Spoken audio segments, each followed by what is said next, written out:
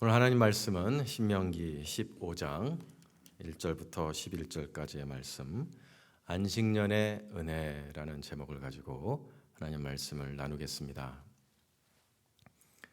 우리 찾으셨으면 한 목소리로 한번 읽어보겠습니다. 시작. 매 7년 끝에는 면제하라. 면제의 규례는 이러하니라. 그의 이웃에게 구워준 모든 채주는 그것을 면제하고 그의 이웃에게나 그 형제에게 독촉하지 말지니 이는 여호와를 위하여 면제를 선포하였음이라. 이방인에게는 내가 독촉하려니와 내 형제에게 구워준 것은 내 손에서 면제하라. 내가 만일 내 하나님 여호와의 말씀만 듣고 내가 오늘 내게 내리는 그 명령을 다 지켜 행하면 내 하나님 여호와께서 내게 기업으로 주신 땅에서 내가 반드시 복을 받으리니 너희 중에 가난한 자가 없으리라. 내 하나님 여호와께서 내게 허락하신 대로 내게 복을 주시니니 내가 여러 나라에 꾸어 줄지라도 너는 꾸지 아니하겠고 내가 여러 나라를 통치할지라도 너는 통치를 당하지 아니하리라. 내 하나님 여호와께서 내게 주신 땅 어느 성읍에서든지 가난한 형제가 너와 함께 거주하거든 그 가난한 형제에게 내 마음을 완악하게 하지 말며 내 손을 움켜쥐지 말고 반드시 내 손을 그에게 펴서 그에게 필요한 대로 쓸 것을 넉넉히 꾸어주라. 삼가 너는 마음에 악한 생각을 품지 말라. 곧 이르기를 일곱째 해 면제년이 가까이 왔다 하고 내 궁핍한 형제를 악한 눈으로 바라보며 아무것도 주지 아니하면 그가 너를 여호와께 호소하리니 그것이 내게 죄가 되리라. 너는 반드시 그에게 줄 것이요 줄 때는 아끼는 마음을 품지 말 것이니라. 이로 말미암아 내 하나님 여호와께서 내가 하는 모든 일과 내 손이 닿는 모든 일에 내게 복을 주시리라. 땅에는 언제든지 가난한 자가 그치지 아니하겠으므로 내가 내게 명령하여 이르노니 너는 반드시 내 땅 안에 내 형제 중 곤란한 자와 궁핍한 자에게 내 손을 펼치니라. 아멘. 우리 하나님은 7의 하나님이십니다. 하나님은 7이란 숫자를 가장 좋아하셔서 아니죠. 하나님이 좋아하신 게 아니죠. 하나님이 7이란 숫자를 만드신 것이니까 이미 있던 것을 좋아하신 게 아니라 아마 이런 십진법의 숫자마저도 어떤 하나님이 태초부터 가지고 계신 그런 하나님의 성품을 반영한 것이 아닌가 그렇게 짐작을 해봅니다. 아무튼 하나님께서는 인간의 숫자 중 7이라는 숫자를 통해 자신을 많이 계시하셨는데 좋은 일을 많이 계시하셨습니다. 지구를 또 이 세상을 7일 만에 창조하셨죠. 그리고 다니엘에게 말씀하신 이 종말의 시간표도 70일에 특별히 마지막 때를 한 일해라고 말씀하셨습니다. 즉 7년이죠. 그래서 7년 대환난이라고도 하고 한 일해라고 할 수 있는 그 기간이 또 역사의 마지막입니다.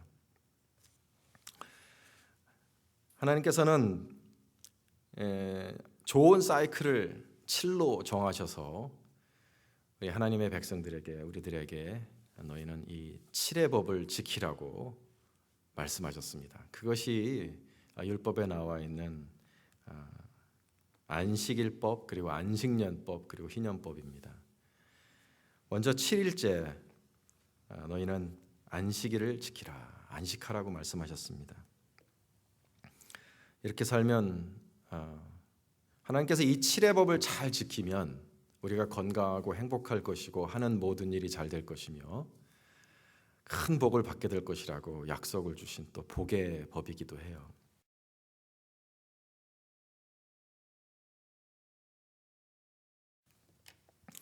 먼저 말씀을 보면 너는 엿새 동안에 내 일을 하고 일곱째 날에는 쉬라. 내 소와 나귀가 쉴 것이며 내 여종의 자식과 나그네가 숨을 돌리리라. 쉬는 날을 가지라.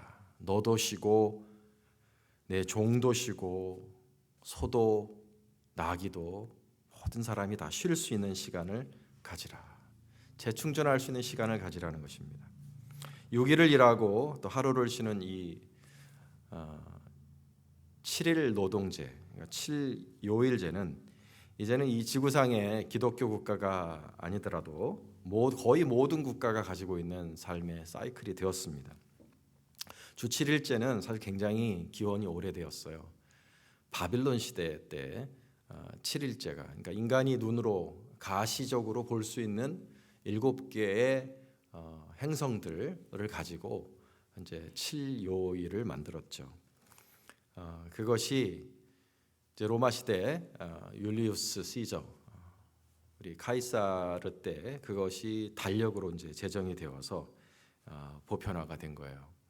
이게 동양에도 일찍이 아주 일찍이 퍼졌습니다. 7요제라고 해서. 그러나 물론 이제 법제가 된 것은 우리가 이제 갑오경장 때, 그 일본의 근대화 유신 때 이 7요일제가 정착이 되었지만 이제는 아주 뭐 전 세계적으로 자연스러운 삶의 질서가 되었죠. 이것은 이 근원이 지금 우리가 갖고 있는 이 7일제가 기독교 또는 유대교로부터 나온 것이다라고 말하는 것은 사실은 억지일 수 있습니다. 그건 아니에요. 이것은 그냥 인간이 발견한 겁니다. 바벨론으로부터 그것이 나왔다고 하지만 사람들이 보기에 이것이 가장 적당한 삶의 질서라는 것입니다. 6일을 일하고 하루를 쉬는 이것이 인간의 삶의 사이클에는 가장 좋더라는 것입니다. 그것을 어떻게 알 수 있느냐? 독재자들이 이 7요일제를 바꾸려고 몇 번 시도를 했었어요. 이것이 성경에서 나오는 것을 싫어하고 또 하나님께서 또 이렇게 7요일제를 정하신 것이다 이렇게 싫어해서 이걸 바꾸려고 독재자들이 몇 번 시도를 했어요. 나폴레옹이 혁명을 일으키고 나서 10일제를 시작했습니다. 10일제. 실패했어요. 그게 생산성이 오르지 않는 거예요. 또 생산성을 굉장히 중요시한 나라가 이 공산 국가들인데, 레닌이 이제 볼셰비키 혁명을 통해서 정권을 잡고 나서 러시아에 요일제를 바꿉니다. 8일제로. 그런데요, 하루 차이인데도 그것이 어마어마한 생산력 저하를 가져왔다는 거예요. 그게 그렇게 사람을 행복하게 만들지 못하고 또 어떤 능률이나 그런 생산성을 높이지 못해서 결국은 뭐 얼마 안 가서 흐지부지 또 폐지가 되었어요.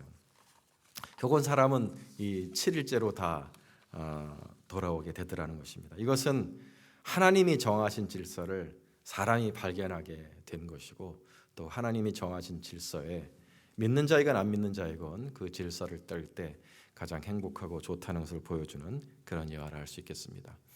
또 두 번째 7이 들어있는 법이 있죠. 바로 안식년법입니다. 7년마다 안식년을 지키라. 오늘 우리가 읽은 본문에 안식년법의 일부가 나와 있습니다. 전부는 아니에요. 여러분, 안식년은 많이 들어보셨을 거예요.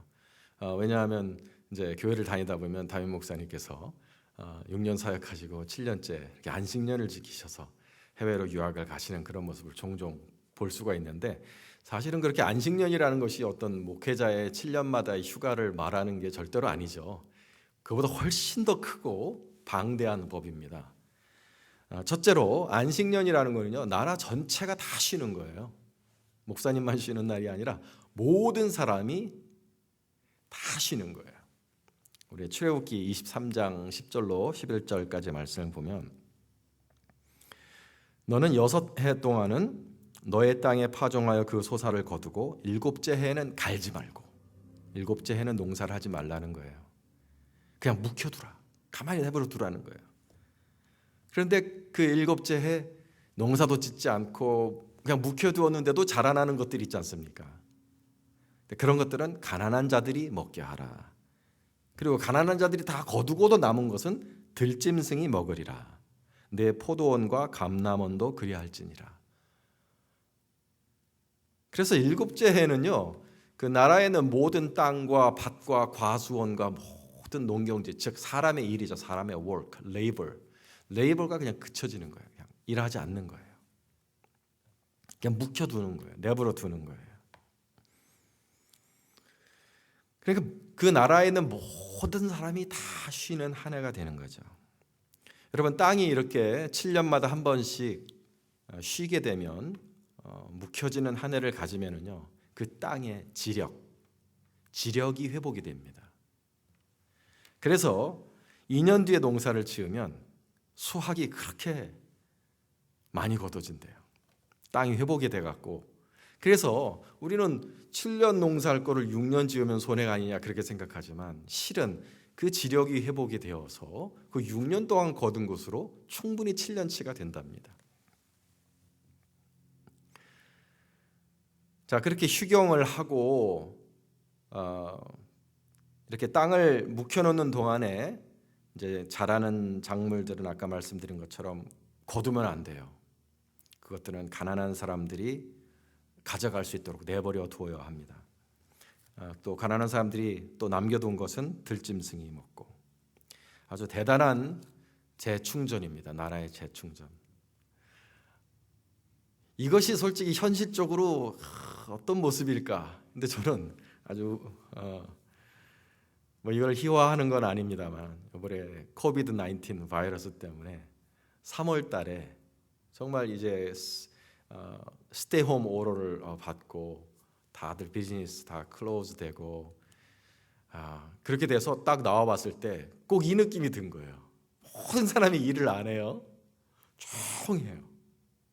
처음에는 적막하고 왜 우리가 사는 세상이 이렇게 되었을까 싶었는데 그렇게 일을 안 하고 그냥 집에서 쉬고 가족들과 이렇게 뒹굴고 야두억하고 그러다 보니까 이게 재충전되는 느낌이 있었어요. 그 느낌하고 좀 비슷하지 않을까. 나라가 조용하고 고요한 가운데 재충전되는 그런 시간을 가지는 거예요. 얼마나 좋습니까? 땅도 재충전되고 사람들도 쉬면서 재충전되고 특별히 가난한 사람들은 그냥 마음껏 거둘 수 있는 보너스를 받게 되고 이게 얼마나 좋은 삶의 법칙입니까? 이게 얼마나 좋은 법이에요. 그뿐 아니에요. 안식년에는 더 좋은 일이 있어요. 바로 오늘 우리가 읽은 본문의 일입니다. 땅과 사람들만 쉬는 게 아니라 채무가 면제되고 노예가 해방이 되는 일이 일어납니다. 우리 본문을 다시 한번 돌아오겠습니다. 1절로 3절까지를 보면 매 7년 끝에는 면제하라. 면제의 규례는 이러하니라. 그의 이웃에게 구워준 모든 채주는 그것을 면제하고 그의 이웃에게나 그 형제에게 독촉하지 말지니 이는 여호와를 위하여 면제를 선포하였습니다. 이방인에게는 내게 독촉하려니와 내 형제에게 구워준 것은 내 손에서 면제하라. 첫 번째로 면제가 됩니다. 물론 이방인에게는 해당되지 않고 이스라엘 형제들에게만 해당이 되는 내용입니다. 이것이 구워줬어요. 7년이 되면 면제해 주는 것입니다. 그래서 채무 기간이 7년이라는 뜻은 아니에요. 어떤 돈은 예를 들어서 2020년이 안식년이라고 한다면 2018년에 구워준 돈은요 2년 지나면 채무가 면제가 되는 거예요. 그러니까 2014년에 구워준 돈도 2020년에 면제가 되는 것이고요. 2019년에 빌려준 돈도 2020년에 면제가 되는 것이고 이렇게. 그래서 어떠한 그 부채권은 솔직히 1년도 안 돼서 그냥 이것이 채무 면제가 되는 그런 일이 일어날 수 있는 거예요. 그러면 생각해 보십시오, 여러분. 2019년이 돼서 2020년이 안식년인데 2019년에 누가 돈을 빌려달라 그래. 가난한 사람이 찾아와서 다 좀 돈 좀 빌려줘. 그럼 뻔히 보이는 거죠. 왜냐하면 1년 있으면 내가 독촉도 못해요. 1년 있으면 그냥 이것은 면제가 돼야 되는 거예요. 그러니까 빌려주고 싶은 마음이 들지 않았겠죠. 그래서 9절이 그 내용입니다. 9절이 삼가 너는 악한 생각을 품지 말라. 곧 이르기를 일곱째 해 면제년이 가까이 왔다 하고 내 궁핍한 형제를 악한 눈으로 바라보며 아무것도 주지 아니하면 그가 너를 여호와께 호소하리니 그것이 내게 죄가 되리라. 하나님은 그러한 마음, 아까운 마음, 빌려주기 싫은 마음, 이거 못 받게 되면 어떻게 할까? 그것을 생각해서 빌려주지 않는 그 마음을 악한 마음이라 그랬어요. 그 악한 마음을 먹지 말고 넉넉히 빌려주라 하셨습니다. 가난한 형제에게 내 마음을 완악하게 하지 말며 내 손을 움켜쥐지 말며 반드시 내 손을 그에게 펴서 그에게 필요한 대로 쓸 것을 넉넉히 구워주라. 너는 반드시 그에게 줄 것이요 줄 때에는 아끼는 마음을 품지 말 것이니라. 이렇게 하면 그러니까 못 받을 것이라고 생각하고 구워주라는 것입니다. 이게 안식년이 되면, 면제년이 되면 이것은 그냥 내가 못 받을 돈이 되겠구나. 그래서 생각하되 하나님을 경외하는 마음은, 이것이 내가 하기는 싫지만, 그러니까 내게 분명히 손해가 날 것이지만 하나님을 경외하는 마음으로 내가 해야 되겠다. 그 마음으로 하면 이로 말미암아 내 하나님 여호와께서 내가 하는 모든 일과 내 손이 닿는 모든 일에 내게 복을 주시리라 하셨어요. 진짜 이 법을 지키려면, 이 안식년 법을 지키려면요, 하나님을 믿는 마음이 필요해요. 하나님을 믿는 마음, 하나님을 경외하는 마음, 내가 손해가 날지라도 하나님의 뜻을 받들어야 되겠다는 그런 마음이 없으면 이 법은 지킬 수가 없는 거예요. 하나님을 경외하는 마음으로 자기 것을 포기하는 이 마음을 하나님이 요구하시는 거죠. 너 자신을 부인하라. 구약에도 자기 부인의 정신이 있다니까요. 신약에만 있는 것이 아니라 구약에도 자기를 부인하고 하나님의 뜻을 좇아야만 이 하나님의 법을 이룰 수 있는 이 도가 있다는 것을 발견하게 됩니다. 또 안식년에는 채무가 면제되는 일만 일어나는 것이 아니라 노예가 풀려납니다. 노예가 되었던 사람들, 어떻게 노예가 됩니까? 형제끼리 어떻게 노예가 돼요? 빚을 크게 졌는데 그 빚을 갚지 못하면 노예가 되는 거죠. 자기의 몸을 담보 삼아서 돈을 빌렸을 때 갚지 못하면 인신담보가 되어서 노예가 되는 거죠. 근데 그렇게 노예 생활을 하다가 그게 7년을 넘지 못하는 거예요. 11절, 12절을 보시면 땅에는 언제든지 가난한 자가 그치지 아니하겠으므로 내가 내게 명령하여 이르노니 너는 반드시 궁핍한 자에게 손을 펼지니라. 12절에 내 동족 히브리 남자나 히브리 여자가 내게 팔렸다 하자. 만일 6해 동안 너를 섬겼거든 7째 해에 너는 그를 놓아 자유롭게 할 것이요. 그 사람도 풀어줘야 됩니다. 2014년에 빚을 못 갚아서 내 종이 되었다. 6년 동안 섬겼으면 내보내줘야 돼요. 2019년에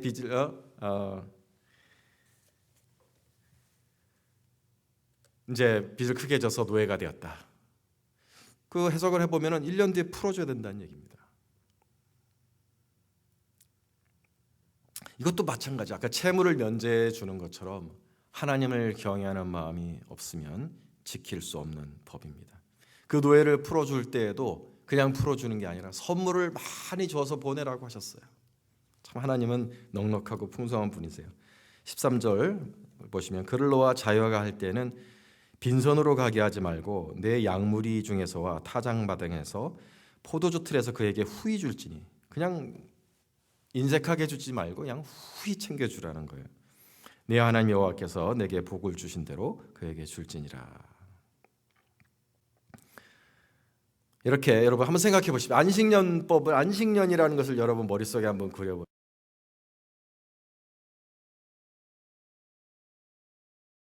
어떤 하루도 쉬어요. 모든 사람이 다 쉬는데 쉬기만 할 뿐 아니라 노예가 풀려나요. 채무가 다 면제가 돼요. 와, 모든 것이 리프레시 되는 날입니다. 재충전되는 날입니다. 다시 한번 사람들이 재기할 수 있는 그런 한 해입니다. 쉬고 새로운 힘을 얻을 뿐 아니라 정말 가난 때문에 밑바닥에 떨어진 사람도요, 다시 한번 회복이 되는 한 해인 거예요. 재기할 수 있는 기회가 생기는 거예요.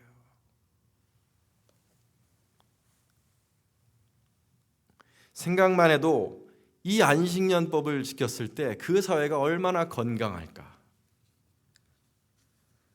싶습니다. 하나님께서는 우리가 이 법을 지키면, 우리가 이렇게 하면 나라가 복을 받고 너희 중에 가난한 자가 없을 것이다. 그리고 너희가 절대로 다른 나라에게 다스림을 받지 않는 나라가 되리라. 꾸어주는 나라가 될지언정 꾸는 나라가 되지 않을 것이다. 이게 하나님의 약속입니다. 지금은요, 미국을 비롯해서 모든 선진국이 다 빚쟁이 나라들입니다. 나라의 일을 꾸어주면서 하는 나라가 없고요, 전부 다 뭐 필요할 땐 다 꾸어야 돼요. 미국의 지금 뭐 스티뮬러스 책이랄지 이번에 코비드 19 때문에 많은 사람들을 지원하는 그런 론들을 또는 그런 현금 지원들을 사람들에게 많이 주고 있는데 그 돈들이 어디서 나왔겠습니까? 미국이 이렇게 뭐 은행에다가 이렇게 세이빙 가지고 있는 걸 준 거겠어요? 아니요. 또 국채 발행이에요. 어디서 빌리는 거예요 또. 한국도 마찬가지입니다. 다 빚쟁이 나라들이에요.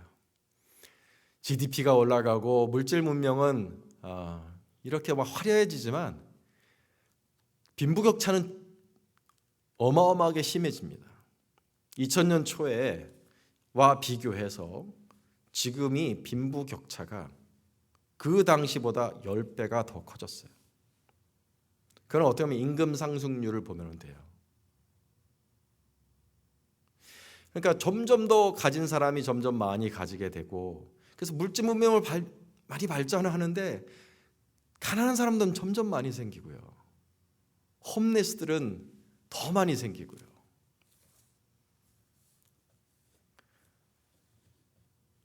근데 이런 약속을 보면 와, 우리가 하나님의 이 법을 정말 지킨다면, 이 하나님의 법을 한번 지켜본다면, 이 하나님이 거짓말하시는 분이 아니신데 너희 중에 가난한 자가 없으리라. 너희가 꾸지 않고 꾸어주는 나라가 되리라. 정말 아름다운 법입니다. 오늘 이 아름다운 안식년 법이 너무나 아름다워서 과연 이러한 법을 지킬 수 있는 나라가 있을까?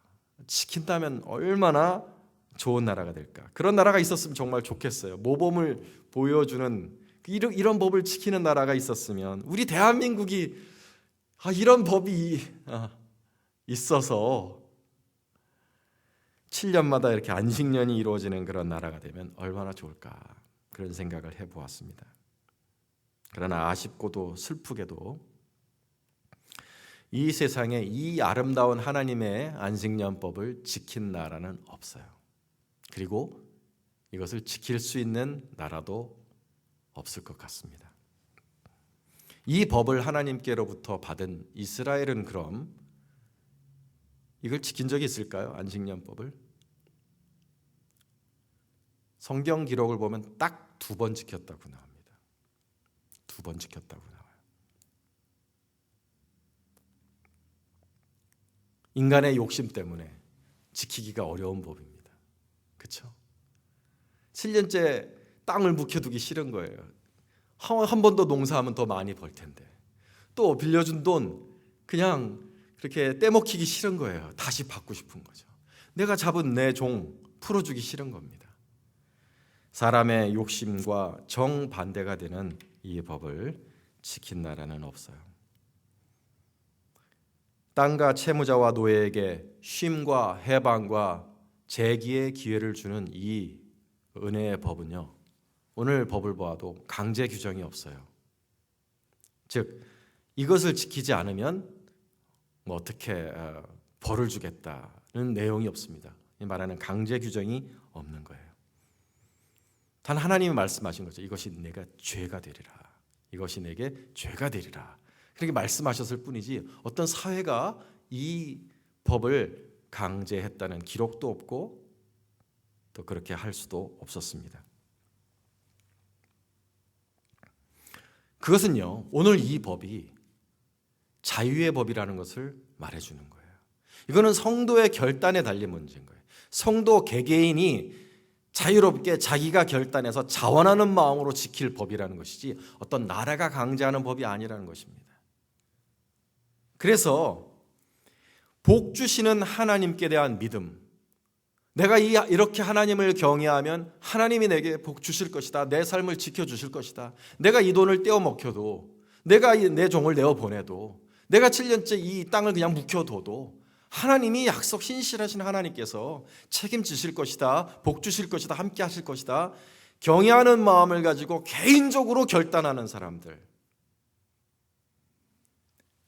그 사람들이 개인적으로 결단하며 지키는 법이지 어떤 법으로 강제되고 국가의 힘으로 강제적으로 이루어지는 법이 아닙니다. 오늘 이 법은 말 그대로 자유의 법이고 사랑의 법입니다. 그래서 이 법은 신약의 법이라고 말할 수 있는 거예요. 은혜 받은 것이 감사해서 우리 주님께 은혜 받은 것이 감사해서 어떻게 하면 하나님께 이 은혜를 갚을고 고민하면서 법을 보다가 이것도 믿음으로 사는 것이 바로 이렇게 사는 거구나. 내가 은혜를 갚으며 살아가는 것이 이런 거구나. 내가 넉넉히 꾸어주고 이것이 떼먹힐 것이라는 것을 알면서도 넉넉히 꾸어주고 하나님을 생각함으로 넉넉히 꾸어주고 내 종업원들 참 어떻게 보면 나에게 그 인생을 의지하고 있는 사람들 계속 사실은 나를 도와줬으면 하고 내가 써먹었으면 좋겠지만 또 때가 되면 풀어주고 그 사람들한테 사업자도 차려주고 이렇게 우리 신약시대의 성도들이 주님을 사랑하는 마음으로 지킬 수 있는 자유의 법이라는 것입니다. 우리가 이 안식년법을 신약시대에 사는 우리가 그렇다면 어떻게 이것을 적용하면서 살 수 있을까요? 우리는 사실 농사를 짓지 않습니다. 그리고 노예제가 있는 사회를 살지도 않아요. 우리가 어떻게 이 법을 지킬 수 있을까요? 서두에 말씀드린 것처럼 정말 말 그대로 안식년을 가지는 분들이 있습니다. 목사님들이 많이 가지세요. 그러나 저는 우리 모든 분들이 그렇게 하셨으면 좋겠어요. 열심히 6년 사시고 하나님 말씀대로 한 7년째에는 안식년들 가지시기 바랍니다. 그러나 이건 그 이상의 더 큰 의미가 있겠죠. 안식년법이라는 것은. 그래서 어떤 분들은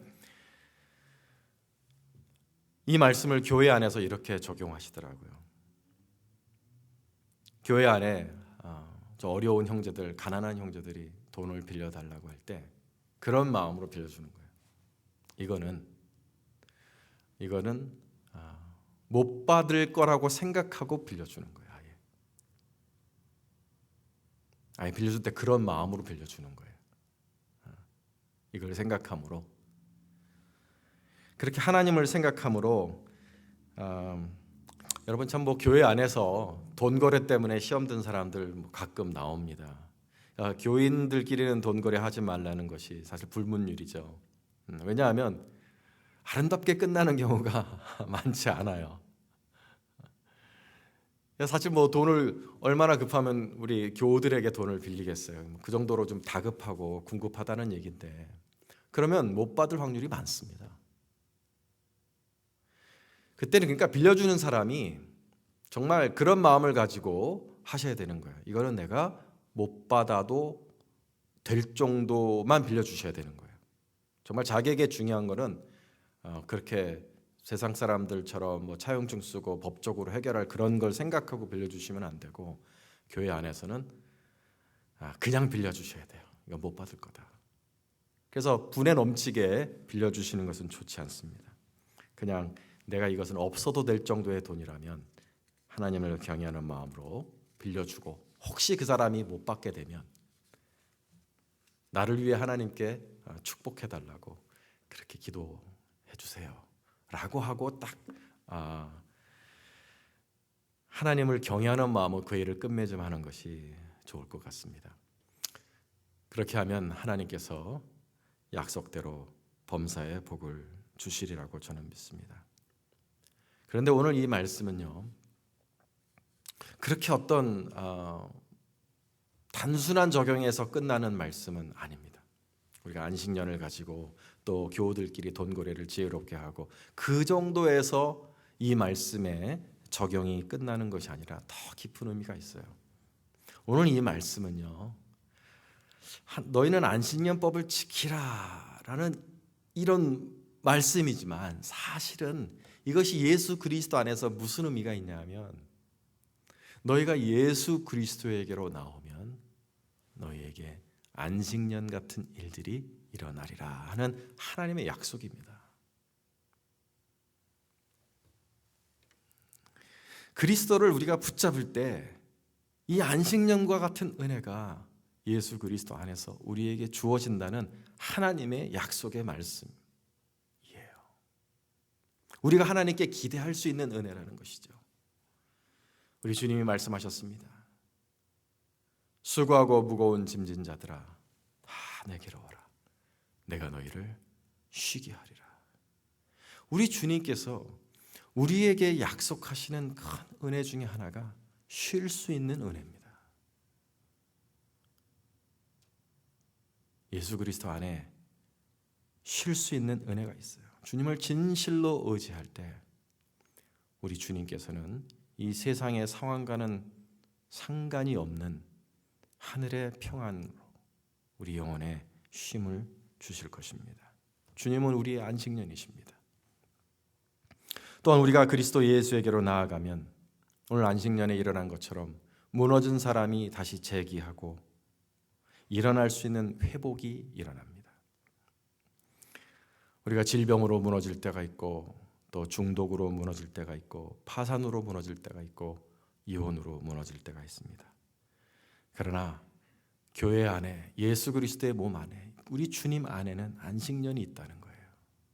우리 주님이 주시는 안식이라는 것이 그냥 우리의 마음을 그냥 매만져 주시는 그런 괜찮을 거야 이렇게 토닥거려 주시는 그러한 위로에 그치는 게 아니라 사실 예수님께서 우리에게 안식을 주신다고 할 때는 바로 이 안식년과 같은 은혜, 즉 뭐예요? 다시 일어날 수 있는 은혜를 주신다는 것입니다. 그래서 아픈 사람들에게 우리 주님이 많이 아프지 힘들지 괜찮아 천국 갈 거야 이게 아니라 우리 주님이 주시는 안식이라는 것은 그 사람을 다시 일으켜 세워주시는 겁니다. 병을 고쳐주시는 것입니다. 일으켜 세워주시는 것입니다. 중독 걸린 사람에게 우리 주님이 주시는 안식이라는 것은 토닥거려 주시는 것이 아니라 중독을 끊어버려 주시는 것입니다. 파산한 사람에게 다시 일으켜 주시는 재기의 기회를 주시는 것입니다. 인간관계에 상처를 입은 이들에게는 꼬매어 주시는 은혜나 새로운 인연을 만나는 그런 은혜를 주시는 것이 우리 주님의 안식입니다. 이러한 주님의 안식이 어디서부터 나오겠습니까, 여러분? 이렇게 주님께로 찾아 나오는 이들에게 이런 안식년과 같은 재기와 회복과 해방의 은혜가 어디서 나오느냐 하면 주님께로 나오는 그들이 예수 그리스도의 십자가의 은혜를 제대로 알 때 이러한 안식의 은혜가 주어진다는 것을 깊이 알아야 됩니다. 우리 주님의 십자가의 대속으로 말미암아 내가 갚아야 될 죄의 빚이 있었으나 우리 주님께서 그 빚을 대신 갚아주셔서 내 빚을 면제해 주시는 일이 내 죄의 빚이 사라지게 만들어주시는 면제해 주시는 면제년이 예수 그리스도 안에 있다는 것을 우리가 어떻게 알 수 있겠습니까?